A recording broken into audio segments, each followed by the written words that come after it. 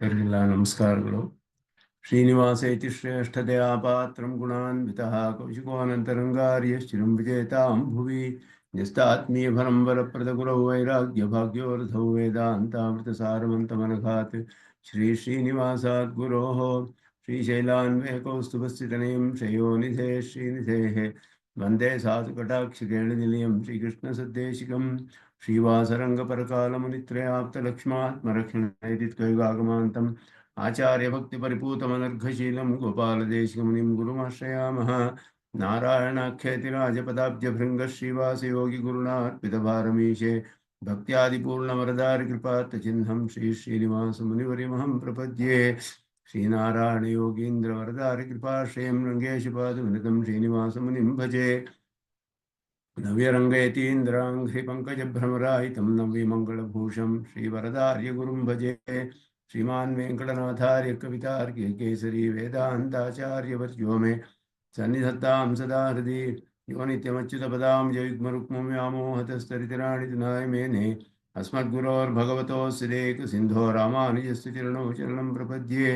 विगाहे यामुनं तीर्थं साधुवृन्दावने स्थितं निरस्तजिह्मगस्पर्शेत्य कृष्णकृतादरः नाथेन मुनिनाथेन भवेन्नाथवानहं यस्य नैगमिकं तत्त्वं हस्तामलगताङ्गतं यस्य सारस्वरस्रोतोऽकुलामोदवासितं श्रुतीनां विश्रमायालं शठारिं तमुपास्महे। वन्दे वैकुण्ठसेनान्यं देवं सूत्रवती सखं यद्वेत्र शिखरस्पन्दे विश्वमेतद्व्यवस्थितं सह धर्मचरीं शौरेः सम्मन्त्रितजगद्धितामनुग्रहमयीं वन्दे नित्यमज्ञातनिग्रहां कमप्याद्यं गुरुं वन्दे कमलाग्रहमेधिनं प्रवक्ता छन्दसां वक्ता पञ्चरात्रस्य स्वयं ज्ञानानन्दमयं देवं निर्मलस्फटिकाकृतिम् आधारं सर्वविद्यानां हयग्रीवमुपास्महे। लक्ष्मीनेत्रोत्पलश्रीसरदपरिचयादेशसंवर्धमानः नाभीनाळीकरिङ्कण्मधुकरपटली दत्तहस्तावलम्बः अस्माकं सम्पदोघानविरलतुलसीदामसञ्जातभूमा काळिन्दी कान्तिहारी कलयतु वपुषः काळिमा कैटभारेः देशिकाय नमः।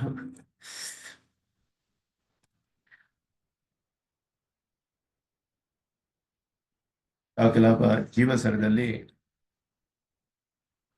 ಮುಮುಕ್ಷು ಮೋಕ್ಷದ ವಿಷಯಗಳಲ್ಲಿ ಬರುವಂತಹ ವಿಶೇಷವಾದ ವಿಷಯಗಳನ್ನು ವಿಚಾರ ಮಾಡ್ತಿರುವ ಭಾಗ ಇಲ್ಲಿ. ಅದರಲ್ಲಿ ನಿವೃತ್ತ ಧರ್ಮ ಮತ್ತು ಪ್ರವೃತ್ತಿ ಧರ್ಮ, ನಿವೃತ್ತಿ ಧರ್ಮ ಎಂಬ ಶಬ್ದಗಳ ಅರ್ಥವನ್ನ ಸ್ವಾಮಿ ದೇಶಿಕನ್ ಸ್ಪಷ್ಟಪಡಿಸಿದರು ಹಿಂದಿನ ಶ್ಲೋಕದಲ್ಲಿ. ಜೀವಸರದ 42ನೇ ಶ್ಲೋಕ ಆರಂಭದಿಂದ 111ನೇ ಶ್ಲೋಕ ಮನುಸ್ಮೃತಿಯಲ್ಲಿ ಹೇಳಿರುವಂತಹ ನಿವೃತ್ತಿ ಧರ್ಮ ಪ್ರವೃತ್ತಿ ಧರ್ಮ ಅನ್ನುವುದು ಏನು ಅನ್ನೋದನ್ನ, ಯಾಕೆ ಅಂತ ಹೇಳಿದ್ರೆ, ಪ್ರವೃತ್ತಿ ಅಂತ ಹೇಳಿದ್ರೆ ಒಂದು ಆಸೆಯಿಂದ ಪ್ರವೃತ್ತಿ ಆದರೆ ಅಂತ ಹೇಳಿದ್ರೆ ಮೋಕ್ಷವೂ ಒಂದು ಆಸೆ ಆಯ್ತಲ್ಲ ಅಂತ ಹೇಳಿದ್ರೆ, ಸಂಸಾರ ಅನ್ನುವಂತಹ ಸಂಸಾರದ ಸಂಬಂಧವೇ ಭಯ. ಆ ಭಯವನ್ನು ನಿವೃತ್ತಿ ಮಾಡೋದ್ರಿಂದ ಅದಕ್ಕೆ ನಿವೃತ್ತಿ ಧರ್ಮ ಅಂತಾನೆ ಹೆಸರು. ಅದರಲ್ಲಿಯೂ ಒಂದು ಆಸೆ ಇದೆ, ಮೋಕ್ಷ ಪಡೆಯಬೇಕು ಅನ್ನುವ ಆಸೆ ಇದ್ದರು ಅದು ಸಂಸಾರದಿಂದ ನಮ್ಮನ್ನ ಪಾರು ಮಾಡೋದ್ರಿಂದ ಅದಕ್ಕೆ ನಿವೃತ್ತಿ ಧರ್ಮ ಅನ್ನುವ ಪ್ರಯೋಗ ಕಂಡು ಬರುತ್ತೆ. ಯಾವುದು ಸಂಸಾರದಲ್ಲಿ ಇರುವ ಹಾಗೆಯೇ ನಮ್ಮನ್ನ ಉಂಟು ಮಾಡುತ್ತೋ ಅದು ಪ್ರವೃತ್ತಿ ಧರ್ಮಗಳು ಅಂತ ಹೇಳಲ್ಪಡುತ್ತೆ. ಅದನ್ನ ಸ್ಪಷ್ಟಪಡಿಸಿದ್ರು. ಯುಕ್ತ ಯಸ್ಮಾತ್ ನಿವೃತ್ತಿ ಬಹುಭಯ ಶಬಲಾತ್ ನಿವೃತ್ತಂ ಅಂತ ಹೇಳಿ, ಯಸ್ಮಾತ್ ಬಹುಭಯ ಶಬಲಾತ್ ನಿವೃತ್ತಿ ಯುಕ್ತ ಅಂತ ಹೇಳಿದ್ರು. ಯಾವುದು ಅತ್ಯಂತ ಅನೇಕ ಭಯಗಳಿಂದ ಆವರಿಸಿಕೊಂಡಿರುವಂತಹ ಈ ಸಂಸಾರದಿಂದ ನಿವೃತ್ತಿ ಮಾಡುವಂತಹದ್ದು ಯಾವುದು ಇದೆಯೋ ಅದಕ್ಕೆ ನಿವೃತ್ತಿ ಧರ್ಮ ಅಂತ ಹೇಳಿ ನಿವೃತ್ತಂ ಅನ್ನುವ ಶಬ್ದವನ್ನು ಉಪಯೋಗಿಸಿದರು. ಸೂತೇತ್ರ ಪ್ರವೃತ್ತಿ ತು ಅಭಿಮತಂ ಅಹಿತಂ ತತ್ ಪ್ರವೃತ್ತಂ. ಅದರಿಂದ ಎಲ್ಲಿ ಅಹಿತಂ ಸೂತೆ, ಎತ್ರ ಪ್ರವೃತ್ತಿ ಅಹಿತಂ ಸೂತೆ, ಅಲ್ಲಿ ಪ್ರವರ್ತಿಸಿದರೆ, ಯಾವ ಧರ್ಮಗಳನ್ನು ಅನುಷ್ಠಾನ ಮಾಡಿದ್ರೆ ಅಹಿತವನ್ನೇ ನಮಗೆ ಉಂಟು ಮಾಡುತ್ತೋ ಅದು ಪ್ರವೃತ್ತಂ ಅಭಿಮತಂ, ಅದು ಪ್ರವೃತ್ತಿ ಧರ್ಮ ಅಂತ ಅದರಲ್ಲಿ ಅದನ್ನ ಹೇಳಲಾಗಿದೆ ಅಂತ ನಿವೃತ್ತಿ ಮತ್ತು ಪ್ರವೃತ್ತಿ ಧರ್ಮಗಳ ವಿಷಯದಲ್ಲಿ ಸ್ಪಷ್ಟಪಡಿಸಿದರು. ಇದು ಸಾಮಾನ್ಯವಾಗಿ ನಿವೃತ್ತಿ ಧರ್ಮಗಳು, ಪ್ರವೃತ್ತಿ ಧರ್ಮಗಳು ಅಂತ ಹೇಳುವಂತಹದ್ದು. ವೇದದಲ್ಲಿ ಎಲ್ಲವೂ ಇದೆ ಅವರವರ ಅಧಿಕಾರಿಗಳಿಗೆ ಅನುಗುಣವಾಗಿ. ಈಗ ಎಲ್ಲ ವರ್ಣಾಶ್ರಮಗಳಿಗೂ ಮೋಕ್ಷಾರ್ಹತೆ ಇದೆ ಎನ್ನುವ ವಿಷಯವನ್ನ ಹೇಳ್ತಾರೆ. ಹಿಂದೆ ಆ ವಿಷಯ ಸ್ವಲ್ಪ ಬಂತು. ಅದರಲ್ಲಿ ನಿತ್ಯ ಸಂಸಾರಿ ಎನ್ನುವ ಪಕ್ಷ ಹೇಗೆ ಅನ್ನುವಂಥದ್ದು, ನಿತ್ಯ ಸಂಸಾರಿ ಅಂತ ಒಂದು ವಿಭಾಗವನ್ನ ಸ್ವಾಮಿ ದೇಶಿಕನ್ನು ಹೇಳ್ತಾರೆ. ಇದರಲ್ಲಿ ಸತ್ವಮುಕ್ತ ಕಲಾಪದಲ್ಲಿ ಹೇಳಿದ್ದಾರೆ. ಇಲ್ಲಿ ಅದಕ್ಕೇನು ಅರ್ಥ ಅಂತ ಹೇಳಿದ್ರೆ, ಬೇರೆ ದರ್ಶನಗಳಲ್ಲಿ ಹೇಳುವ ನಿತ್ಯ ಸಂಸಾರಿಗಳಂತೆ ಅಲ್ಲ ಇದು. ಕೆಲವರು ಎಂದೂ ಉದ್ಧಾರವಾಗಿದೆ, ಅವರು ಅಧರ್ಮ ಮಾರ್ಗದಲ್ಲಿಯೇ ಅನೇಕ ಕಾಲ ದೀರ್ಘವಾಗಿ ಅದರಲ್ಲಿಯೇ ರುಚಿ ಉಂಟಾಗಿ ಇರುವಂತಹವರು ಬಹಳ ಕಾಲ ಸಂಸಾರದಲ್ಲಿರ್ತಾರೆ. ಅಂಥವರಿಗೆ ನಿತ್ಯ ಸಂಸಾರಿಗಳು ಅಂತ ಹೆಸರೇ ಹೊರತು ಸ್ವರೂಪತಃ ಅವರಿಗೆ ಯೋಗ್ಯತೆ ಇಲ್ಲ ಅನ್ನುವ ಅರ್ಥವಲ್ಲ ಅನ್ನೋದನ್ನ ಸ್ಪಷ್ಟಪಡಿಸಿದ್ರು. ಸ್ವರೂಪತಃ ಎಲ್ಲರಿಗೂ ಯೋಗ್ಯತೆ ಇದೆ. ಜೀವಾತ್ಮರೆಲ್ಲರಿಗೂ ಕೂಡ ಮೋಕ್ಷಕ್ಕೆ ಅರ್ಹತೆ ಇದೆ ಸ್ವರೂಪತಃ. ಆದ್ದರಿಂದ ಬೇರೆ ದರ್ಶನಗಳಲ್ಲಿ ಸ್ವರೂಪದಲ್ಲಿಯೇ ಕೆಲವರಿಗೆ ಮೋಕ್ಷಾರ್ಹತೆಯೇ ಇಲ್ಲ, ಅವರು ಏನು ಮಾಡಿದ್ರು ಮೋಕ್ಷ ಪಡೆಯಕ್ಕಾಗೋದಿಲ್ಲ ಅನ್ನುವ ಒಂದು ಪಕ್ಷವನ್ನ ನಿತ್ಯ ಸಂಸಾರಿ ಅಂತ ಹೇಳ್ತಾರೆ. ಆ ರೀತಿ ಅಲ್ಲ. ನಮ್ಮ ಸಿದ್ಧಾಂತದಲ್ಲಿ ಉಪಯೋಗಿಸಿ ಶಬ್ದಗಳು ಆ ದರ್ಶನಗಳಲ್ಲಿ ಬೇರೆ ಬೇರೆ ಅರ್ಥ ಕೊಡುತ್ತೆ. ಅವಿದ್ಯೆ ಅನ್ನುವ ಶಬ್ದವೇ ಹಾಗೆ, ಅದೇ ಜೀವನ್ ಮುಕ್ತಿ ಅನ್ನುವ ಶಬ್ದ, ನಿತ್ಯ ಸಂಸಾರಿ, ಇವುಗಳೆಲ್ಲ ಆಯಾ ದರ್ಶನಗಳಲ್ಲಿ ಬೇರೆ ಬೇರೆ ರೀತಿಯಲ್ಲಿ ಅರ್ಥ ಮಾಡಿದ್ದಾರೆ. ಅದನ್ನೆಲ್ಲ ಆ ಶಬ್ದಗಳನ್ನು ಉಪಯೋಗಿಸಿದ್ರು ಕೂಡ ಅದಕ್ಕೆ ಬೇರೆ ರೀತಿಯಾದ ಅರ್ಥವನ್ನು ನಾವು ತಿಳಿಸ್ಕೊಳ್ಬೇಕು ಆ ದರ್ಶನಕ್ಕೆ ಅನುಗುಣವಾಗಿ. ಆ ಒಂದು ದೃಷ್ಟಿಯಿಂದ ಇಲ್ಲಿ ಮೋಕ್ಷಾರ್ಹತೆ ಅನ್ನೋದು ಎಲ್ಲರಿಗೂ ಇದೆ ಅನ್ನೋದು ಪ್ರಧಾನವಾದ ಅಂಶ. ನಮ್ಮ ಸಿದ್ಧಾಂತದಲ್ಲಿ ಮಾತ್ರವೇ, ರಾಮಾನುಜ ದರ್ಶನದಲ್ಲಿ ಮಾತ್ರವೇ ಇದು ಕಂಡು ಬರುವಂತಹದ್ದು. ಅದನ್ನ ಸ್ಪಷ್ಟಪಡಿಸ್ತಾರೆ ಇಲ್ಲಿ. ಪುಂಭಿ ಸಿದ್ಧಾಧಿಕಾರೈ ಕೃತವೈವ ನಿರಾಕಾಂಕ್ಷ ಭಾವಂ ಭಜಂತ್ಯಃ ಪ್ರೋಕ್ತಾಃ ತ್ರೈವರ್ಣಿಕಾರ್ಹಾಃ ಶ್ರುತಿನಯ ವಶತಃ ಯದ್ಯಪಿ ಬ್ರಹ್ಮ ವಿದ್ಯಾಃ ಅಸ್ತೇಯಾದ್ಯೈಃ ಪ್ರಪತ್ಯ ಪರಿಚರಣಮುಖೈಃ ಅಪ್ಯಧೀತೈಃ ಸ್ವಜಾತೇಃ ಸರ್ವೇಪಿ ಪ್ರಾಪ್ನುಯುಸ್ತಾಂ ಪರಗತಿಮಿತಿ ತು ಬ್ರಾಹ್ಮಗೀತಾದಿಸಿದ್ಧಃ. ಇಲ್ಲಿ ಹೇಳುವಾಗ ಪುಂಭಿಃ ಸಿದ್ಧಾಧಿಕಾರೈಃ ಕ್ರತವೈವ ನಿರಾಕಾಂಕ್ಷ ಭಾವಂ ಭಜಂತ್ಯಃ. ಕ್ರತುಗಳು ಅಂತ ಹೇಳಲ್ಪಟ್ಟಿದೆ ವೇದಗಳಲ್ಲಿ. ಆ ವೇದಗಳಲ್ಲಿ ಹೇಳಿರುವ ಕ್ರತುಗಳು ಹೇಗೆ ಇದೆಯೋ ಹಾಗೆಯೇ ಅಧಿಕಾರಿಯುಳ್ಳಂತಹ ಪುರುಷರು ತ್ರೈವರ್ಣಿಕಾಃ ಪ್ರೋಕ್ತಾಃ, ತ್ರೈವರ್ಣಿಕರಿಗೆ ಶ್ರುತಿನಯ ವಶತಃ, ಶ್ರುತಿಯಲ್ಲಿ ಇರುವ ನ್ಯಾಯಗಳಂತೆ ಅಂದರೆ ಶ್ರುತಿಯಲ್ಲಿ ಹೇಳಲ್ಪಟ್ಟಿರುವ ವಿಧಿಗಳಿಗೆ ಅನುಗುಣವಾಗಿ ಯದ್ಯಪಿ ಬ್ರಹ್ಮವಿದ್ಯಾಃ ಭಜಂತ್ಯಃ, ಅವರಿಗೆ ಬ್ರಹ್ಮವಿದ್ಯೆ ಅನ್ನೋದು ಇದೆ, ಅಧಿಕಾರವಿದೆ ಅನ್ನೋದು ತಿಳಿದು ಬರುತ್ತೆ. ಇದರಲ್ಲಿ ತ್ರೈವರ್ಣಿಕರಿಗೆ ಶ್ರುತಿಯಲ್ಲಿ ಹೇಳಿರುವ ಯಾವ ಒಂದು ಉಪಾಯಗಳು ಹೇಳಲ್ಪಟ್ಟಿದೆಯೋ ಅದರಲ್ಲಿ ಅಧಿಕಾರವಿದೆ ಅನ್ನೋದು ತಿಳಿದು ಬರುತ್ತೆ. ವೇದದ ಪೂರ್ವಕಾಂಡದಲ್ಲಿ ವಿವರಿಸ್ತಾರೆ. ಇಲ್ಲಿ ಅದನ್ನ ಹೇಳಿರುವ ಕರ್ಮಗಳು ಬ್ರಹ್ಮವಿದ್ಯೆಗೆ ಅಂಗವಾಗುತ್ತೆ ಅಂತ ಸಿದ್ಧಾಂತದಲ್ಲಿ ಹೇಳಿರೋದ್ರಿಂದ ಪೂರ್ವಕಾಂಡದಲ್ಲಿ ಹೇಳಿದ ಕರ್ಮವನ್ನು ಮಾಡಲು ಅರ್ಹತೆಯುಳ್ಳವರಿಗೆ ಮಾತ್ರವೇ ಮೋಕ್ಷ ದೊರೆಯಲು ಸಾಧ್ಯ, ಉಳಿದವರಿಗೆ ಇಲ್ಲ ಅನ್ನುವ ಭಾವನೆ ಬರುತ್ತೆ. ಈ ಪ್ರಶ್ನೆ ಯಾಕೆ ಬರುತ್ತೆ ಅಂದ್ರೆ, ವೇದದಲ್ಲಿ ಹೇಳಿರುವ ಕರ್ಮಗಳು ಬ್ರಹ್ಮವಿದ್ಯೆಗೆ ಕರ್ಮ ಅಂಗವಾಗುತ್ತೆ. ಕೆಲವು ಬ್ರಹ್ಮವಿದ್ಯೆಗಳಿಗೆ ಕೆಲವು ಅಂಗಗಳು ಹೇಳಲ್ಪಟ್ಟಿದೆ. ಆದ್ದರಿಂದ ಇಲ್ಲಿ ನಾಚಿಕೇತ ಅಗ್ನಿಯಲ್ಲಿ ಕಠೋಪನಿಷತ್ತಿ ನೋಡಿದೆ, ಸ್ವರ್ಗ್ಯಂ ಅಗ್ನಿಂ ಪ್ರಬ್ರೂಹಿ ಅಂತ ಅವನು ಯಮನನ್ನ ಕೇಳ್ತಾನೆ ನಚಿಕೇತನು. ಅದೊಂದು ನಾಚಿಕೇತ ಅಗ್ನಿಚಯನ ಅನ್ನೋದು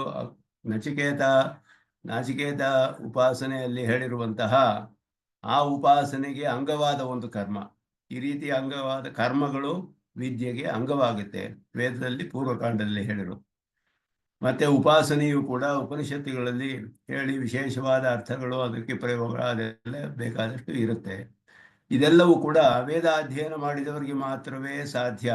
ವೇದಾಧ್ಯಯನ ಮಾಡೋಕ್ಕೆ ಅರ್ಹತೆ ಉಳ್ಳವರಿಗೆ, ಆ ಕರ್ಮಗಳನ್ನು ಮಾಡೋಕ್ಕೆ ಅರ್ಹತೆ ಇರುವವರಿಗೆ ಸಾಧ್ಯ ಅನ್ನೋದು ಒಂದು ವಿಷಯ ಸಾಮಾನ್ಯವಾಗಿ ನಮಗೆ ತಿಳಿದು ಬರುತ್ತೆ. ಆದ್ದರಿಂದ ಬ್ರಹ್ಮವಿದ್ಯೆ ಅಂತಂದಲೇ ಮೋಕ್ಷ.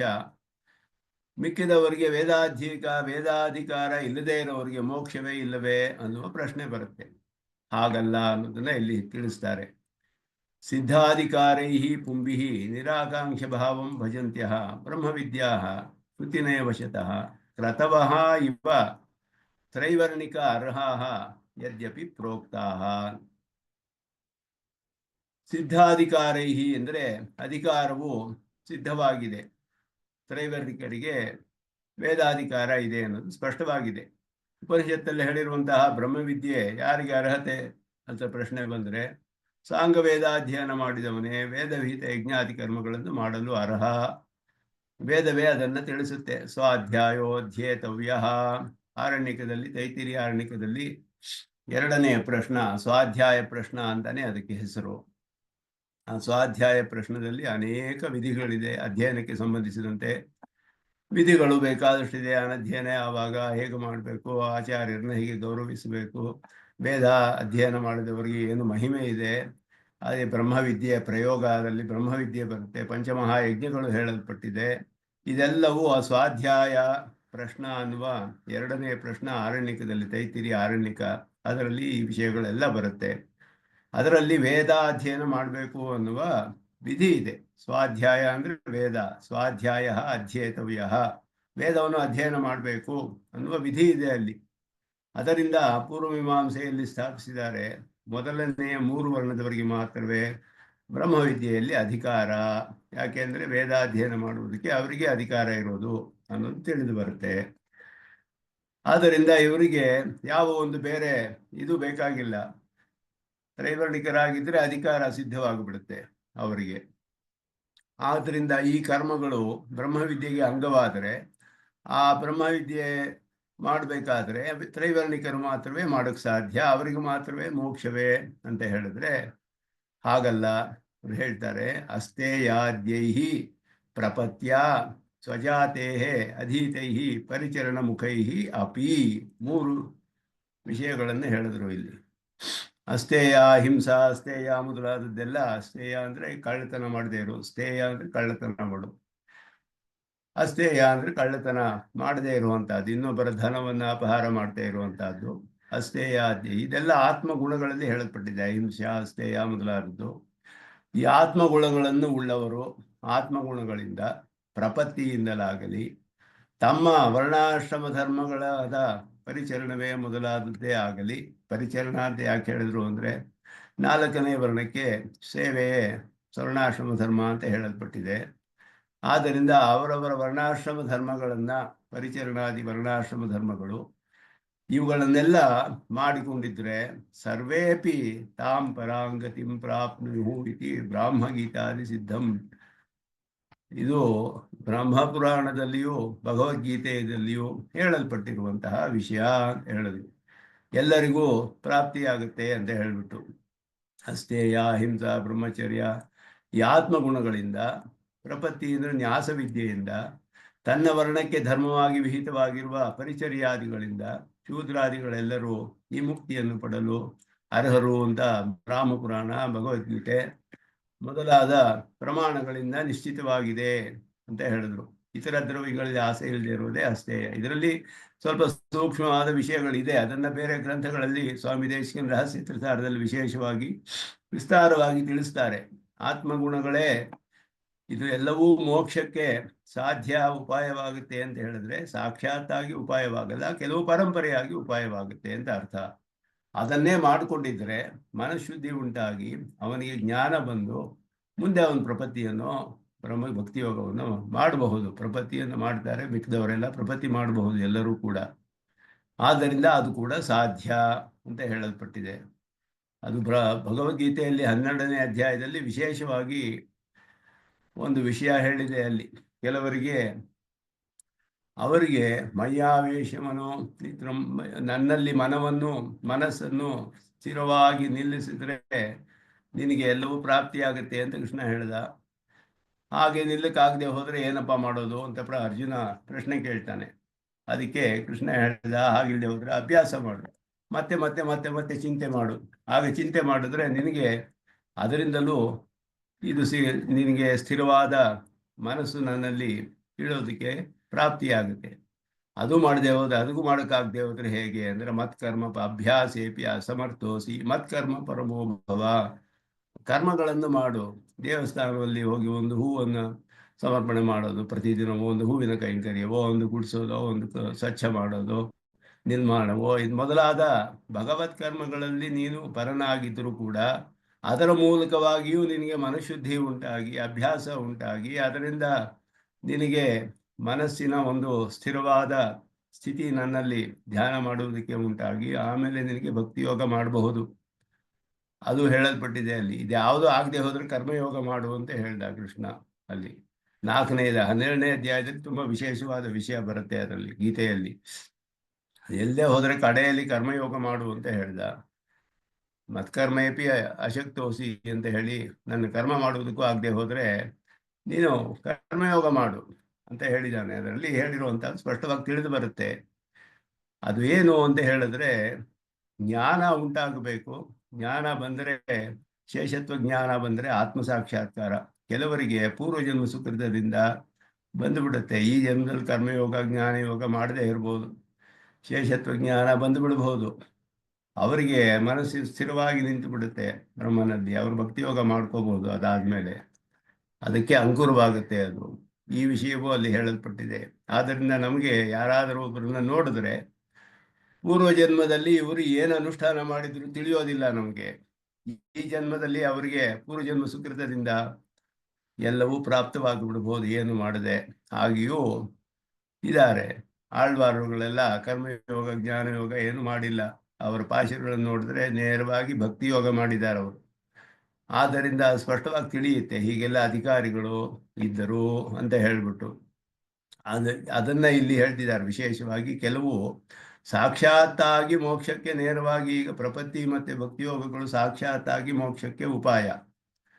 ಆದರೆ ಆತ್ಮಗುಣಗಳು ಮತ್ತೆ ವರ್ಣಾಶ್ರಮ ಧರ್ಮಗಳು ಪರಂಪರೆಯಾಗಿ ಅಲ್ಲಿಗೆ ಕರೆದುಕೊಂಡು ಹೋಗುತ್ತೆ ಅನ್ನೋ ವಿಷಯವನ್ನು ಬೇರೆ ಗ್ರಂಥಗಳಲ್ಲಿ ಹೇಳ್ತಾರೆ. ಆದರೆ ಅದು ಕೂಡ ಅದರಿಂದಲೇ ಪಡೆಯಬಹುದು ಅಂತ ಇಲ್ಲಿ ಹೇಳಿರೋದು.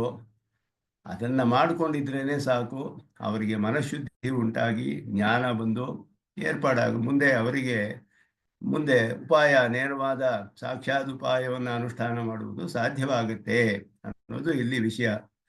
ಉಪನಿಷತ್ತುಗಳಲ್ಲಿ ಬ್ರಹ್ಮವಿದ್ಯೆಗಳಲ್ಲಿ ಅಧಿಕಾರವಿಲ್ಲದೆ ಇದ್ದರೂ ಬೇರೆ ಮಾರ್ಗಗಳಿಂದಲೂ ಮೋಕ್ಷವನ್ನು ಪಡೆಯಬಹುದು. ಇದು ನಮ್ಮ ಸಿದ್ಧಾಂತದಲ್ಲಿ ಸ್ಥಾಪಿಸಲ್ಪಟ್ಟಿದೆ. ಮೇಲೆ ಹೇಳಿದ ಪ್ರಮಾಣದಿಂದ ಅಹಿಂಸಾ ಮುಂತಾದ ಆತ್ಮಗುಣಗಳನ್ನು ಪೂರ್ತಿಯಾಗಿ ಸಂಪಾದಿಸಿಕೊಳ್ಳೋದು, ಶರಣಾಗತಿ, ತನ್ನ ವರ್ಣಾಶ್ರಮ ಅನುಷ್ಠಾನದಿಂದ ಯಾರು ಬೇಕಾದರೂ ಮೋಕ್ಷವನ್ನು ಪಡೆಯಬಹುದು. ಶರಣಂ ತ್ವಾಂ ಪ್ರಪನ್ನಾಯೇ ಧ್ಯಾನಯೋಗ ವಿವರ್ಜಿತಾ ತೇಪಿ ಮೃತ್ಯುಮತಿಕ್ರಮ್ಯ ಯಾಂತಿ ತದ್ವೈಷ್ಣವಂ ಪದಂ. ಮೃತ್ಯುಮತಿಕ್ರಮ್ಯ ವೈಷ್ಣವಂ ಪದಂ ಯಾಂತಿ. ಯಾವುದೂ ಇಲ್ಲ ಅವರಿಗೆ, ಕರ್ಮಯೋಗ ಜ್ಞಾನಯೋಗಗಳು ಮಾಡಿಲ್ಲ, ಆದರೂ ಕೂಡ ಅವರು ಮೋಕ್ಷವನ್ನು ಪಡೀತಾರೆ. ಇದು ಬ್ರಾಹ್ಮ ಪುರಾಣ. ಸ್ವಕರ್ಮಣ ತಮಭ್ಯರ್ಚ್ಯ ಸಿದ್ಧಿಂ ವಿಂದತಿ ಮಾನವ. ತಮ್ಮ ವರ್ಣಾಶ್ರಮದಿಂದಲೇ ಪರಮಾತ್ಮನನ್ನು ಅರ್ಚನೆ ಮಾಡಿ ಸಿದ್ಧಿಯನ್ನು ಪಡೀತಾರೆ ಮಾನವರು ಅಂತಲೂ ಹೇಳಲ್ಪಟ್ಟಿದೆ. ಇದೆಲ್ಲವೂ ಕೂಡ ಸಾಧ್ಯ. ಅದು ಆದ್ದರಿಂದ ಯಾರಿಗೂ ಇಲ್ಲಿ ನಿರಾಶಾವಾದ ಅನ್ನೋದಿಲ್ಲ ಸಿದ್ಧಾಂತದಲ್ಲಿ. ಕೆಲವರಿಗೆ ಮೋಕ್ಷಕ್ಕೆ ಅವಕಾಶವೇ ಇಲ್ಲ ಅನ್ನುವ ವಾದವಿಲ್ಲ. ಎಲ್ಲರಿಗೂ ಅರ್ಹತೆ ಇದೆ ಅನ್ನೋದು ತಿಳಿಯುತ್ತೆ ಅದರಲ್ಲಿ. ಯಾಗಾದರೆ ಜ್ಞಾನವೇ ಮೋಕ್ಷಕ್ಕೆ ಸಾಧನ, ವರ್ಣಾಶ್ರಮ ಧರ್ಮಗಳು ಅಂಗ ಮಾತ್ರ, ಸಿದ್ಧಾಂತಕ್ಕೆ ವಿರೋಧವಲ್ವೇ ಅಂತ ಪ್ರಶ್ನಿಸಬಹುದು. ಈ ಪ್ರಶ್ನೆ ಇಲ್ಲಿ ಹೇಳ್ತಾರೆ. ಮೋಕ್ಷಕ್ಕೆ ಜ್ಞಾನ ತಾನೇ ಸಾಧನ, ಜ್ಞಾನಾನ್ ಮೋಕ್ಷ ಅಂತ ತಾನೇ ಹೇಳಿರೋದು. ಇವನಿಗೆ ಆತ್ಮಸಾಕ್ಷಾತ್ ಯಾಥಾತ್ಮ್ಯ ಜ್ಞಾನ ಉಂಟಾಗಬೇಕು. ಅದಾದ ಮೇಲೆ ಪರಮಾತ್ಮನಿಗೆ ಶೇಷಭೂತ ಅಂತ ತಿಳಿದು ಪರಮಾತ್ಮನ ದಿವ್ಯಮಂಗಳ ವಿಗ್ರಹ ಧ್ಯಾನ ಮಾಡಿ ಅವನ ಅನುಗ್ರಹದಿಂದ ಪಡಿತಾನೆ ಅವನು ಮೋಕ್ಷವನ್ನ ಅಂತ ಹೇಳಿದೆ.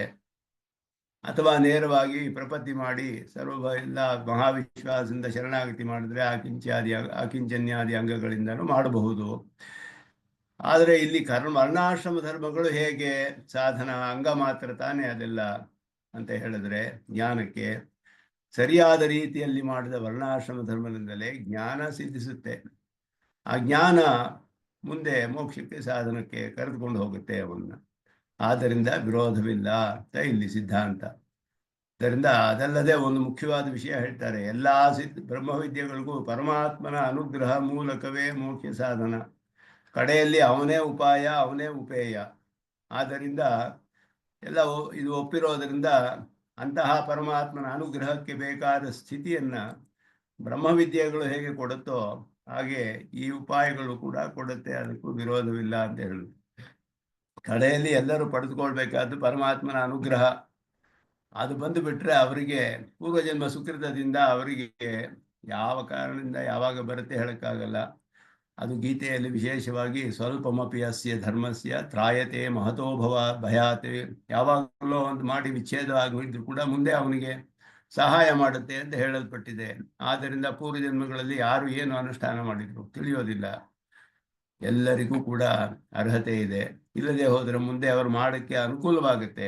ವರ್ಣಾಶ್ರಮ ಧರ್ಮಗಳನ್ನು ಮಾಡ್ತಾ ಇದ್ರೆ ಮನಃಶುದ್ಧಿಯಾಗಿ ಜ್ಞಾನ ಬಂದು ಮುಂದೆ ಉಪಾಯ ಅನುಷ್ಠಾನ ಮಾಡುವ ಹಾಗೆ ಸಾಧ್ಯವಾಗುತ್ತೆ ಅವರಿಗೆ.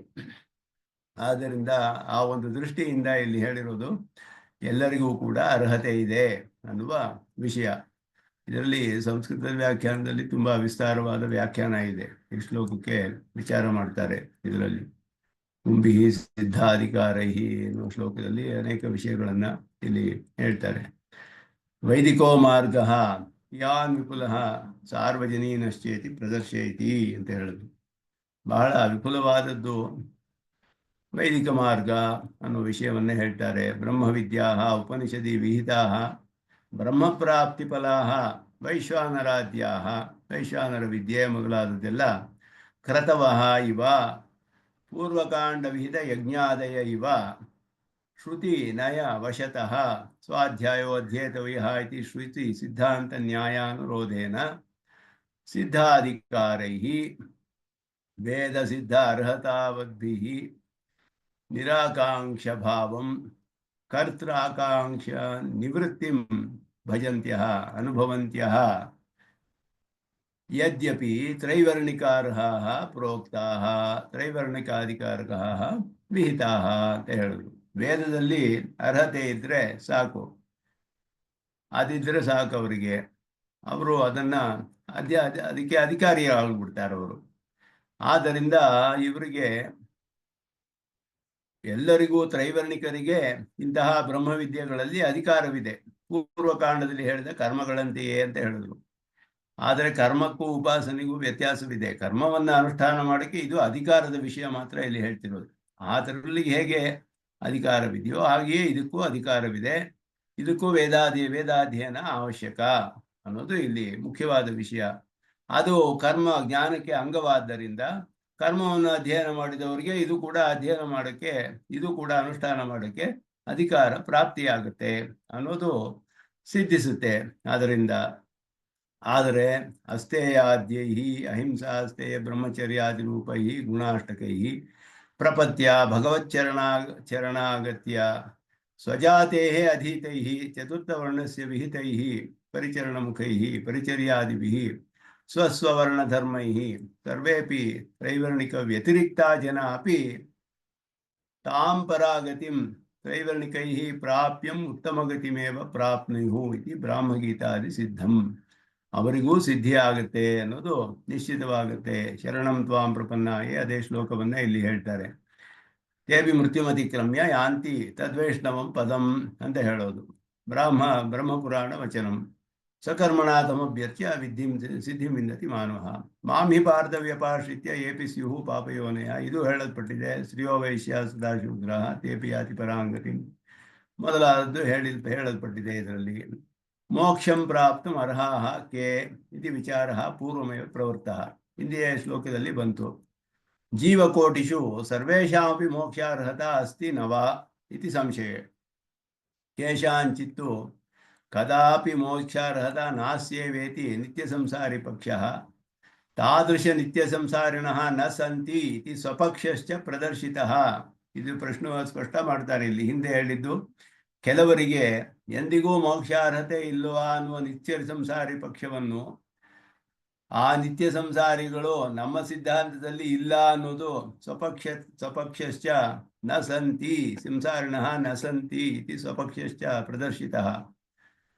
ಅತ್ರ ತು ಸರ್ವೇಷಾಂ ಮುಕ್ತಿಪಕ್ಷೇಪಿ ब्राह्मणक्षत्रियवैश्यानामेव मुक्तिः शूद्रस्य तु तज्जन्मनि मुक्तिः नास्ति सुकृतवशात् ತ್ರೈವರ್ಣಿಕಜನ್ಮ ಪ್ರಾಪ್ತಾವೇವ ಮುಕ್ತಿಃ ಇತಿ ಪಕ್ಷಃ ವಿಮೃಶ್ಯತೆ. ಇದು ಈ ಪಕ್ಷವೇ ಇಲ್ಲಿ ಪೂರ್ವ ಪಕ್ಷ. ಮುಖ್ಯವಾಗಿ ಶಂಕರಾಚಾರ್ಯರು ಅದನ್ನೇ ಹೇಳ್ತಾರೆ, ಸ್ಪಷ್ಟವಾಗಿ ಹೇಳಿದ್ದಾರೆ ಅನೇಕ ಕಡೆ. ಅವ್ರು ಹೇಳಿರೋದೇನು ಅಂತ ಹೇಳಿದ್ರೆ, ಬ್ರಾಹ್ಮಣನೇ ಆಗಬೇಕು ಅವನು. ವೈಶ್ಯನಿದ್ರು ಅವನಿಗೆ ವೇದಾಧಿಕಾರ ಇದ್ರೂ ಆ ಜನ್ಮದಲ್ಲಿ ಮೋಕ್ಷ ಇಲ್ಲ. ವೈಶ್ಯ ಜನ್ಮ ಹೋಗಿ ಕ್ಷತ್ರಿಯ ಜನ್ಮ ಬಂದು, ಅದಾದ್ಮೇಲೆ ಬ್ರಾಹ್ಮಣ ಜನ್ಮ ಬಂದು, ಆಮೇಲೆ ಸನ್ಯಾಸಿಯಾಗಿ, ಆಮೇಲೆ ಮೋಕ್ಷ ಅವನಿಗೆ. ಇದೇ ರೀತಿಯಲ್ಲಿ ಹೇಳಲ್ಪಟ್ಟಿದೆ ಅದ್ವೈತದಲ್ಲಿ. ಶಂಕರ ಭಾಷ್ಯದಲ್ಲಿ ಆಗಿದೆ. ಆದರೆ ಮುಂದೆ ಆ ರೀತಿ ವ್ಯಾಖ್ಯಾನಕಾರರು ಅಷ್ಟು ಅದೆಲ್ಲ ಅದನ್ನು ತೆಗೆದುಕೊಳ್ಳೋದಿಲ್ಲ ಮುಖ್ಯ ಅಂತ ಹೇಳಿಬಿಟ್ಟು. ಆದರೆ ಶಂಕರ ಭಾಷ್ಯದಲ್ಲಿ ಅದು ಹೇಳಿದ್ದಾರೆ, ಶಂಕರರ ಮಾತಿನಲ್ಲಿದೆ. ಅವರಿಗೆ ಬ್ರಾಹ್ಮಣಿಯೇ ಅವರಿಗೆ ಸನ್ಯಾಸಿ ಆದ್ರೇನೆ ಮೋಕ್ಷ, ಇಲ್ಲಿ ಹೋದ್ರೆ ಮೋಕ್ಷವಿಲ್ಲ. ಆ ಪಕ್ಷವೇ ಇಲ್ಲಿ ವಿಚಾರ ಮಾಡೋದು ಅಂತ ಇಲ್ಲಿ ಹೇಳ್ತಾರೆ ಆಚಾರ್ಯರು. ಇಲ್ಲಿ ಹೇಳ್ತಿದ್ದಾರೆ, ಇಲ್ಲಿ ಶೂದ್ರಸ್ತು ಜನ್ಮನಿ ಮುಕ್ತಿ ನಾಸ್ತಿ ಸುಕೃತವಶಾತ್ ತ್ರೈವರ್ಣಿಕ ಜನ್ಮ ಪ್ರಾಪ್ತಾವೇವ ಮುಕ್ತಿ ತ್ರೈವರ್ಣಿಕಾನಾಮೇವ ಮೋಕ್ಷ ಇತಿ ಪಕ್ಷೇಪಿ. ಆ ಪಕ್ಷದಲ್ಲೂ ತ್ರೈವರ್ಣಿಕಾನಾಂ ಮೋಕ್ಷಾರ್ಹತ ಸಮಾನ ಇತಿ ಕೇಚನ ಮನ್ಯಂತೆ. ಅನ್ಯೇ ತು ಕೇಚನ ಬ್ರಹ್ಮವಿದ್ಯಾರ್ಹತ ತ್ರಯಾಣಾಂ ಸಮಾನ ಬ್ರಹ್ಮವಿದ್ಯಾಯಾಃ ಪೂರ್ತಿಸ್ತು ಬ್ರಾಹ್ಮಣ ಜನ್ಮನ್ಯೇವ ಅಂತ ಹೇಳಿದ್ವಿ.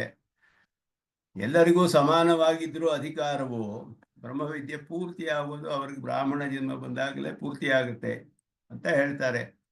ವೈಶ್ಯ ಕ್ಷತ್ರಿಯೋಸ್ತು ಬ್ರಾಹ್ಮಣ ಜನ್ಮ ಪ್ರತ್ಯನಂತರಮೇವ ವಿದ್ಯಾಯಾಃ ಪೂರ್ತಿಯ ಮುಕ್ತಿ ರೀತಿ ಮನ್ಯಂತೆ. ಈ ಪಕ್ಷ ಇದೆ ಸ್ಪಷ್ಟವಾಗಿ, ಅದನ್ನು ತಿಳಿಸ್ತಾರೆ ಇಲ್ಲಿ. ಆ ಪಕ್ಷವು ನಾವು ಒಪ್ಕೊಳ್ಳೋದಿಲ್ಲ ಅನ್ನೋದು ಹೇಳ್ತಿರೋದು. ಶಬರಿಗೆ ಮೊದಲಾದವರು ಗೋಪಿಕೆಯರು ಎಲ್ಲ ಮೋಕ್ಷ ಪಡೆದುಕೊಂಡಿದ್ದು ಪ್ರಸಿದ್ಧವಾಗಿದೆ. ಆದ್ದರಿಂದ ಈ ಪಕ್ಷವನ್ನು ನಾವು ಒಪ್ಪೋದಿಲ್ಲ, ಇದಕ್ಕೆ ಪ್ರಮಾಣವಿಲ್ಲ ಅಂತ ಹೇಳ್ತೀವಿ. ವಸ್ತುತಸ್ತು ಅದನ್ನು ಇಲ್ಲಿ ವಿವರವಾಗಿ ಹೇಳ್ತಾರೆ ಸ್ವಲ್ಪ. ಯಥಾ ಸುದೀಪ್ತಾತ್ ಪಾವಕಾತ್ ವಿಸ್ಫುಲಿಂಗಾಃ ಸಹಸ್ರಶಃ ಪ್ರಭವಂತೆ ಸ್ವರೂಪಾಃ ತಥಾ ಅಕ್ಷರಾತ್ ವಿವಿಧಾಃ ಸೌಮ್ಯಭಾವಾಃ ಪ್ರಜಾಯಂತೆ ತತ್ರ ಚೈವಾಪಿ ಯಂತಿ. ಮುಂಡಕೋಪನಿಷತ್ತಲ್ಲಿ ಚೆನ್ನಾಗಿ ಕಾದ ಬೆಂಕಿ, ಅದರಿಂದ ಕಿಡಿಗಳು ಬರುತ್ತೆ ಮೇಲೆ, ಸಾವಿರಾರು ಕಿಡಿಗಳು ಬರುತ್ತಲ್ಲ, ಅದಕ್ಕೆ ಸ್ವರೂಪವಾದ ಕಿಡಿಗಳು. ಹಾಗೆ ಅಕ್ಷರ ಶಬ್ದಿತನಾದ ಪರಮಾತ್ಮನಿಂದ ಈ ಪ್ರಜೆಗಳೆಲ್ಲ ಉಂಟಾಗ್ತಾರೆ. ಆತ್ಮರುಗಳು ಎಲ್ಲ ಜ್ಞಾನ ಸ್ವರೂಪವೇ. ಆದ್ದರಿಂದ ಆ ಕಿಡಿಗಳಿಗೆ ಹೋಲಿಕೆಯಲ್ಲಿ ಕೊಟ್ಟಿರೋದು. ಬೆಂಕಿಯ ಕಿಡಿಗಳು ಹೇಗೆ ಬರುತ್ತೋ ಹಾಗೆ ಬೆಂಕಿ ಕಾದ ಕಬ್ಬಿಣದಿಂದ ಹಾಗೆ ಬರುತ್ತೆ ಇಲ್ಲಿ ಅಂತ ಹೇಳಿದ್ರೆ ಪರಮಾತ್ಮನಿಂದ ಜ್ಞಾನ ಸ್ವರೂಪರಾದ ಚೇತನಗಳೆಲ್ಲ ಬರ್ತಾರೆ ಹೊರಗಡೆ. ಇದು ಜೀವಾನಾಂ ಆವಿರ್ಭಾವ ತಿರೋಭಾವ ವರ್ಣ್ಯತೆ ಅಷ್ಟೇ ಇಲ್ಲಿ ಹೇಳಿರೋದು. ಇವರು ಬಹಳ ಜಾಗರೂಕತೆಯಿಂದ ಶಬ್ದಗಳನ್ನು ಉಪಯೋಗಿಸ್ತಾರೆ ಆಚಾರ್ಯರು. ಇದು ಆವಿರ್ಭಾವ ತಿರೋಭಾವ ಅಷ್ಟೇ, ಉತ್ಪತ್ತಿ ನಾಶಗಳಲ್ಲ. ಆವಿರ್ಭಾವ ತಿರೋಭಾವ. ಆವಿರ್ಭಾವ ತಿರೋಭಾವಯೋ ಮಧ್ಯಕಾಲಯೇವ ಸ್ಥಿತಿ ಇತಿ ಉಚ್ಯತೆ. ಅದೆರಡು ಮಧ್ಯಕಾಲ, ಸ್ಥಿತಿ, ಸೃಷ್ಟಿ, ಸ್ಥಿತಿ, ಲಯ. ಲಯ ಅನ್ನೋದು ತಿರೋಭಾವ ಜೀವರಿಗೆ, ಮತ್ತೆ ಸೃಷ್ಟಿ ಅನ್ನೋದು ಆವಿರ್ಭಾವ. ಆವಿರ್ಭಾವ ಅಭಿವ್ಯಕ್ತಿ, ಕಂಡು ಪ್ರಕಟವಾಗೋದು ಅಂತ ಅರ್ಥ. ತಿರೋಭಾವ ಸ್ವಕಾರಣೆ ಲಯ, ಅಂದರೆ ಏಕೀಭಾವದಿಂದ ಇರೋದು. ಲಯ ಅನ್ನೋ ಸ್ವಕಾರಣದಲ್ಲಿ, ತನ್ನ ಕಾರಣದಲ್ಲಿಯೇ. ಕಸ್ಯಾಪಿ ವಸ್ತುನಃ ನಿರನ್ವಯ ವಿನಾಶೋ ನಾಸ್ತಿ ಇತಿ ಪೂರ್ವಮೇವ ನಿರೂಪಿತಂ. ಬೌದ್ಧ ಪಕ್ಷವನ್ನು ಪರೀಕ್ಷೆ ಮಾಡುವಾಗ ಹೇಳಿದ್ರು, ನಿರನ್ವಯ ವಿನಾಶ ಅನ್ನೋದು ಇಲ್ಲ. ಬೌದ್ಧರು ಹೇಳ್ತಾರೆ, ನಿರನ್ವಯ ವಿನಾಶವನ್ನೇ ಹೇಳ್ತಾರೆ. ಅಂದರೆ ನಿರನ್ವಯ ವಿನಾಶ ಅಂದರೆ ಅದರಲ್ಲಿ ಏನೂ ಉಳಿಯೋದೇ ಇಲ್ಲದ ಹಾಗೆ ನಾಶವಾಗಬೇಕು. ಆದರೆ ಆ ರೀತಿ ಆಗೋದಿಲ್ಲ. ಅವಸ್ಥಾಂತರಾಪತ್ತಿ ಆಗೋದ್ರಿಂದ ಬೇರೆ ಅವಸ್ಥೆಗೆ ಹೋಗುತ್ತೆ ದ್ರವ್ಯ, ಅದು ಇನ್ನೊಂದು ಅವಸ್ಥೆಯಲ್ಲಿ ಇರುತ್ತೆ, ಅದು ಪೂರ್ಣವಾಗಿ ನಾಶ ಆಗೋದಿಲ್ಲ. ಸಾನ್ವಯ ವಿನಾಶ ಅಂತ ಅದಕ್ಕೆ ನಾವು ಹೇಳೋದು. ಅದನ್ನು ಹಿಂದೆಯೇ ಹೇಳಲ್ಪಟ್ಟಿದೆ. ಪ್ರಳಯ ಬಹುವಿಧ, ಪ್ರಳಯ ಅನ್ನೋದು ಕೂಡ ಅನೇಕ ವಿಧವಾಗಿದೆ. ಇದೆಲ್ಲ ಇಲ್ಲಿ ಪ್ರಾಸಂಗಿಕವಾಗಿ ಸ್ವಲ್ಪ ವಿವರಿಸ್ತಾರೆ ಇಲ್ಲಿ. ನಿತ್ಯ, ನೈಮಿತ್ತಿಕ, ಪ್ರಾಕೃತ, ಆತ್ಯಂತಿಕಾದಿ ಭೇದೇನ. ಇದು ವೇದಾಂತದಲ್ಲಿ 4 ವಿಷಯ ಪ್ರಧಾನವಾಗಿ ನಾವು ಹೇಳ್ತೀವಿ. ಪ್ರತಿದಿನವೂ ಆಗುವ ಸುಷುಪ್ತಿಯಲ್ಲಿ ಆಗುವ ಪರಮಾತ್ಮನೊಡನೆ ನಾವು ಹೋಗಿ ಸೇರ್ತೀವಲ್ಲ, ಅದಕ್ಕೆ ನಿತ್ಯ ಅಂತ ಹೆಸರು. ಮತ್ತೆ ಬ್ರಹ್ಮನ ಒಂದು ದಿನದ ಕಡೆಯಲ್ಲಿ ಆಗುವ ಲಯಕ್ಕೆ, ಅದಕ್ಕೆ ನೈಮಿತ್ತಿಕ ಅಂತ ಹೆಸರು. ಬ್ರಹ್ಮನ 100 ವರ್ಷ ಮುಗಿದಾಗ ಆಗೋದಕ್ಕೆ ಪ್ರಾಕೃತ ಲಯ ಅಂತ ಹೆಸರು, ಮೋಕ್ಷಕ್ಕೆ ಆತ್ಯಂತಿಕ ಲಯ ಅಂತ. ಈ ಶಬ್ದಗಳನ್ನು ಈ ರೀತಿ ನಾವು ವೇದಾಂತದಲ್ಲಿ ಉಪಯೋಗಿಸ್ತೀವಿ, ಹೀಗೆ ಹೇಳಲ್ಪಟ್ಟಿದೆ. ವಿಷ್ಣು ಪುರಾಣದಲ್ಲಿ ಇದೆಲ್ಲ ಬರುತ್ತೆ. ಯತ್ರೈ ತತ್ಪುರುಷ ಸ್ವಪಿತಿ ನಾಮ ಸತಾ ಸೌಮ್ಯತದಾ ಸಂಪನ್ನೋ ಭವತಿ ಸ್ವಮಪೀತೋ ಭವತಿ ತಸ್ಮಾದೇನಂ ಸ್ವಪಿತಿ ಇತ್ಯಾಚಕ್ಷತೆ ಅಂತ ಹೇಳಿ, ಇದು ಸುಷುಪ್ತಿಯ ವಿಷಯ. ಸದ್ವಿದ್ಯಾ ಪ್ರಕರಣದಲ್ಲಿ ಬರುವಂತಹದ್ದು. ಯತ್ರೈ ತತ್ಪುರುಷ ಸ್ವಪಿತಿ ನಾಮ ಅಂದರೆ ಅವನು ಸುಷುಪ್ತಿಗೆ ಹೋಗಿದ್ದಾನೆ, ಆವಾಗ ಅವನು ಸತಾ ಸಂಪನ್ನ ಭವತಿ. ಸತಾ ಸಂಪನ್ನ ಅಂದರೆ ಸಚ್ಛಬ್ದವಾಚ್ಯನಾದ ಪರಮಾತ್ಮನಲ್ಲಿ ಹೋಗಿ ಸೇರ್ತಾನೆ ಅಲ್ಲಿ. ಆವಾಗ ಸ್ವಂ ಅಪೀತೋ ಭವತಿ, ತನ್ನಲ್ಲಿ ಲಯವಾಗ್ತಾನೆ ಅಂತ ಅರ್ಥ. ಅಲ್ಲಿ ಅಪೀತಿ ಅಂದರೆ ಲಯ ಅಂತ ಅರ್ಥ, ತನ್ನಲ್ಲಿ ತಾನೇ ಹೋಗಿ ಲಯವಾಗಿಬಿಡ್ತಾನೆ. ತಸ್ಮಾದೇನಂ ಸ್ವಪಿತಿ ಇತ್ಯಾಚಕ್ಷತೆ, ಅವನು ನಿದ್ದೆ ಮಾಡ್ತಿದ್ದಾನೆ, ಸುಷುಪ್ತಿಯಲ್ಲಿದ್ದಾನೆ ಅಂತ ಹೇಳಲ್ಪಡುತ್ತೆ. ಅದಕ್ಕೆ ಸ್ವಾಪ ಅಂತ ಹೇಳೋದು ಸುಷುಪ್ತಿಗೆ. ಅದು ಪ್ರತಿದಿನಂ ಸುಷುಪ್ತವು ಅಯಂ ಜೀವ ಪರಮಾತ್ಮನಿ ಲೀನೋ ಭವತಿ ಸ ಏವ ನಿತ್ಯ ಪ್ರಲಯ. ಪರಂತು ಸಹ ನ ಸಂಪೂರ್ಣೋ ಲಯ, ಅಲ್ಲಿಯೂ ಲಯವಿಲ್ಲ. ಯಾಕೆಂದ್ರೆ ಇಲ್ಲಿಯೂ ಸಸ್ಮೈ ಲಯ ಹೇಳಿದ್ರು ಕೂಡ, ಸ್ವಾಮಿ ಅಪೀತೋ ಭವತಿ ಅಂತ ಹೇಳಿದ್ರು ಕೂಡ, ಅದು ಲಯವಾಗಿಬಿಟ್ಟಿದ್ರೆ ಮತ್ತೆ ಬರಕ್ಕಾಗ್ತಾ ಇರಲ್ಲ ಎದ್ದು. ಇವನು ಸುಷುಪ್ತಿಯಿಂದ ಎದ್ದು ಬರ್ತಾನಲ್ಲ. ಹಿಂದೆ ಇದ್ದ ಇವುದೆಲ್ಲ ಪ್ರತ್ಯಭಿಜ್ಞೆ ಅನ್ನೋದು ಸ್ಪಷ್ಟವಾಗಿ ತಿಳಿಸುತ್ತೆ.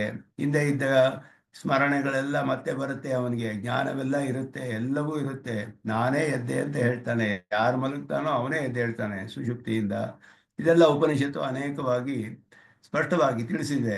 ಆದ್ದರಿಂದ ಅವನು ಪೂರ್ಣವಾಗಿ ಲಯವಲ್ಲ ಇಲ್ಲಿಯೂ, ಎಲ್ಲ ಕಡೆಯಲ್ಲೂ ಹಾಗೆಯೇ. ಯತಃ ಪ್ರಾಪ್ತ ಪ್ರಾತಃ ಪುನಃ ಕರ್ಮಫಲಾನುಭವಾರ್ಥಂ ಸಹ ಉತ್ತಿಷ್ಠತೆ, ಮತ್ತೆ ಹೇಳ್ತಾನವನು ಅನುಭವಿಸಕ್ಕೆ. ಏವಮೇವ ಚತುರ್ಯುಗಾವಸಾನೆ ಮನ್ವಾಂತರಾವಸಾನೆ ಕಲ್ಪಾಂತೆ ಚತುರ್ಮುಖ ಆಯುರವಸಾನೆ ಚ ಇತ್ಯಾದಿ ರೂಪಾ ಬಹುವಿಧಾ ಪ್ರಳಯ ಭವಂತಿ. ಅನೇಕ ಕಡೆ ಅನೇಕ ವಿಧವಾದ ಪ್ರಳಯಗಳು ಆಗ್ತಾ ಇರುತ್ತೆ ಅಲ್ಲಿ. ಆದರೆ ಎಲ್ಲಲ್ಲಿಯೂ ಕೂಡ ಜೀವಸ್ಯ ನ ಸಂಪೂರ್ಣ ಲಯ ಪುನರಾವೃತ್ತಿ ರೂಪ ಏವ ಪ್ರಳಯ. ಇದರಲ್ಲಿ ಚತುರ್ಮುಖನ ಕಲ್ಪಾಂತದಲ್ಲಿಯೇ, ಈ ಕಲ್ಪಾಂತದಲ್ಲಿ ಆಗುವ ಲಯ ನೈಮಿತ್ತಿಕ ಲಯ ಅಂತ ಹೆಸರೋದಕ್ಕೆ. ಚತುರ್ಮುಖ ಆಯುವಿನ ಅವಸಾನದಲ್ಲಿ ಆಗುವುದು ಪ್ರಾಕೃತ ಲಯ ಅಂತ ಹೇಳಲ್ಪಟ್ಟಿದೆ.